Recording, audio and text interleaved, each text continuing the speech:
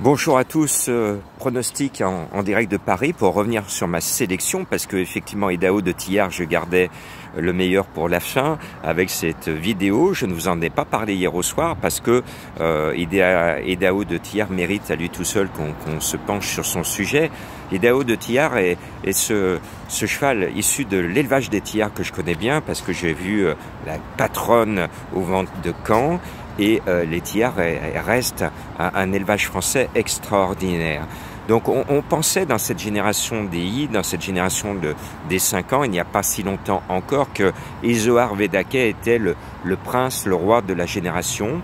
Et petit à petit, au fil des mois, au fil de l'avancée, au fil de la maturité, Idaho de Tillard est devenu le leader de sa génération. Et en ce moment, il y en a un qui essaye de le titiller, c'est Italiano Vero. Les deux sont de très grands champions. Les deux ont 5 ans. Alors je le dis toujours, depuis Juanito d'Arc, qui avait crânement défendu et tenté sa chance dans le Prix d'Amérique à 5 ans, eh bien il ne s'était jamais remis de ce Prix d'Amérique qui était la course la plus dure en France sur le plan d'un jeune organisme. Donc Idaho de Tillard ce matin est favori à 3-1. Il le mérite et je serai heureux s'il gagne, mais pour moi ce sera quand même le 14 Flamme du Goutier qui aura ma préférence. Je vais le pousser tout à l'heure sur l'hippodrome, je l'adore, c'est mon chouchou. Alors ce prono de dernière minute pour vous donner les cotes.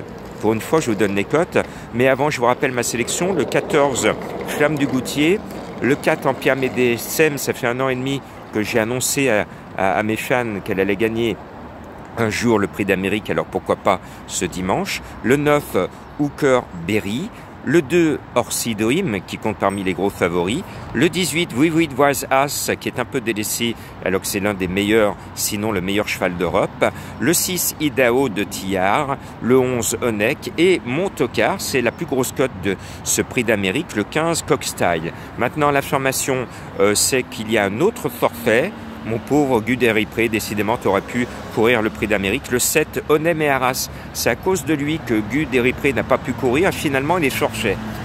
Franchement, de bidouiller les formes de qualification au Prix d'Amérique ont fait que cette année, notre grand champion français, Guderipré, ne peut pas courir le Prix d'Amérique et que celui qui a barré le chemin de la qualification, finalement, jette l'éponge. Il est forfait, ce numéro 7. Donc le 1, Hip Hop Offer est à 20-1. Le 2, Orsi Dream est à 4. Le 3, Hussard du Landré est à 29, Empire Médecem est à 25, Décoloration est à 43, Idaho de Tillard est favori à 3-1, le 8, Italiano Vero est à 20-1, Hooker Berry, le cheval de Jean-Michel Bazir, est à 8-1, Money Viking, mon chouchou international, est à 81-1, Onek est à 23-1, le cheval d'Alaire. Vernissage Griffe, le cheval de Madame Colombo, 85-1. Vous voyez que moi et Madame Colombo, on essaye de vous donner les deux plus grosses cotes du Prix d'Amérique. Il est très ouvert. Hein. Je l'ai toujours dit, je l'ai dit la semaine dernière pour le Cornulier, il y aura une surprise. Et je l'ai dit depuis un bon moment, il va y avoir une grosse surprise dans l'Amérique. C'est pour ça que Madame Colombo vous a mis une grosse cote et que moi aussi. Donc plus de 80-1 pour le 12 Vernissage Griffe. Le 13 Don Fanucci Z, le seul Raiden qui reste au départ est à 43-1. Ma petite Flamme du Goutier est à 8-1. Montocar à moi, Cockstyle à 90-1. Il n'y a que moi qui y crois. Delia du Pomereux, notre mère courage, à 20-1. Et Vivid Was As, le plus expérimenté de tous, est à 23-1. Bon Prix d'Amérique à vous tous.